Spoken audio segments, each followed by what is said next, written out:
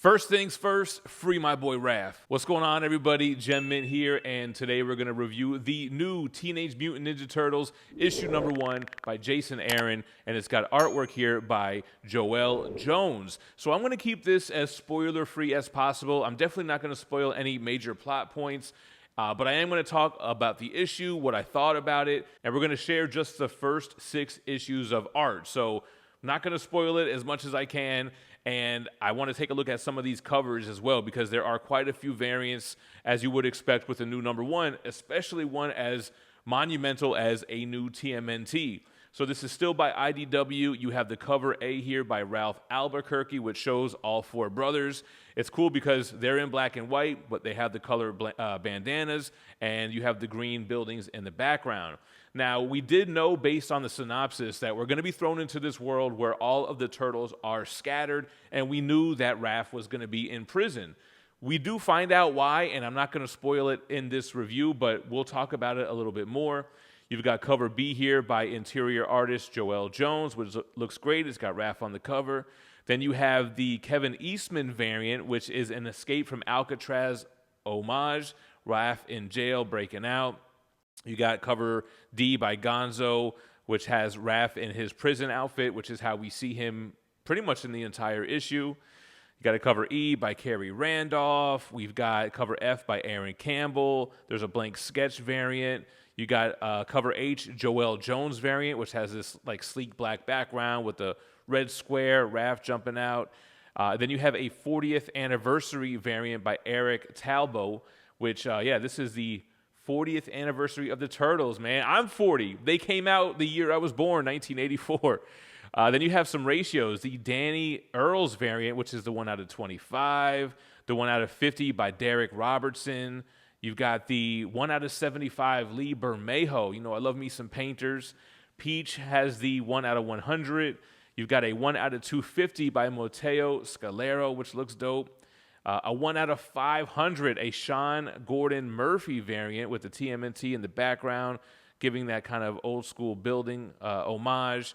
And then there are a ton of retailer exclusives. Let me see, who do I want to shout out here? Let's shout out Big Time Collectibles. They got a dope Miko Suyan cover, another like painted style. Shout out to Sean over at Carnivore Comics. They've got the Ryan Smallman variant, very clean with the white background. I'm not familiar with Clan McDonald Comics, but I love the Death Row Records homage. That is amazing, with the 4 brothers looking like Suge, Dre, Snoop, and Tupac. Got to give a shout out to the SMZ crew. They have a couple of exclusives, it looks like, with different treatments for San Diego Comic-Con. Art by a good friend, Aaron Bartling. They also have a version of the Kevin Eastman variant, and also a couple of Tyler Kirkham Battle Damage variants to go with the original ones that he did, I think maybe for last year, New York Comic-Con.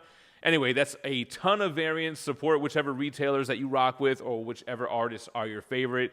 And let's jump into my review and my thoughts on the TMNT issue 1. First of all, I want to say that I am a pretty big fan of Jason Aaron, which is kind of a bad thing. I did kind of have higher expectations for this, which can really set you up for failure a lot of the times. But Jason Aaron, he does a great job describing this world that we're thrown into. Right away, we get a shot at the prison. It's being narrated by Raphael. And the way that he describes the scene, the other prisoners, the ambiance, the sounds, the noises, and even goes into depth explaining like his mutant abilities, for lack of a better term. Like, he has heightened hearing. Him being a mutant turtle augments his hearing, so he has an advantage over other prisoners in this jail. He talks about how all the other prisoners are kind of giving him the evil eye. He can feel them playing around with shivs underneath the cafeteria table, just trying to scurry up the courage to attack him.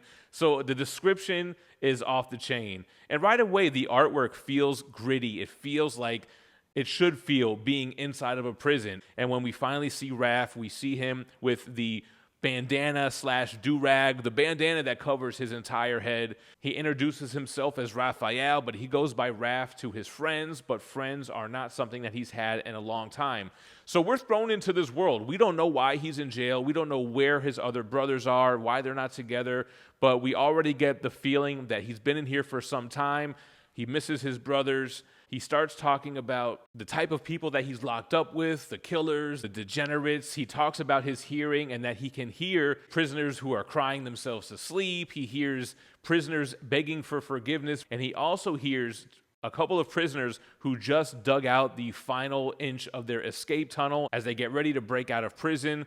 And then we see Raph get into action. So here's where Joel really shines. The action scenes have so much energy, man. They're so kinetic. You feel the movement of his fists flying in the air. He's fighting with these criminals. He's taking down these prisoners that are trying to escape while getting flashbacks to his brothers jumping over buildings, fighting crime in New York City. And then we find out why Raph is in prison. And this is something that I don't want to spoil. It's a major plot point, but we do get the reason why, and then we get the twist of events here that lead us down to where this story is going to go.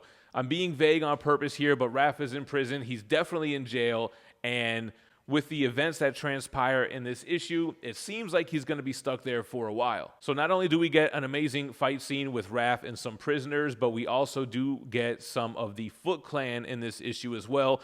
And it's kind of like a Foot Clan that you've never seen before. They're definitely a threat to Raph, and he doesn't have the easiest time fighting them. We've got some San Diego Comic-Con announcements here. JPG, the founder of That Spider-Man Booth and co-creator of one of the best-selling independent comic books, Ninja Funk, is launching his new publishing company called Paras Entertainment. They have 3 launch titles, including Dream Killers by JPG and Alex Regal, Butterfly Effect by David Mack, and Anime Annie May by Rob Cannon. You could grab these at San Diego Comic-Con. They're going to be at booth 802 and HH07 or on That Spider-Man Booth's Whatnot stream. Make sure to check it out.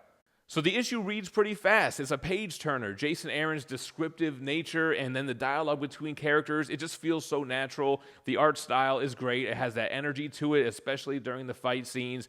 It ends in a place where you want to continue reading to see what happens. And issue 2 is the Michelangelo issue. So now we're going to get another point of view in this new world of the Turtles to kind of connect all the dots here. I dug it. I thought this was a great issue, definitely worth picking up. Let me know what you guys think about TMNT issue number 1 in the comments down below. And as always, I thank you for watching. Stay minty fresh and free my boy Raph.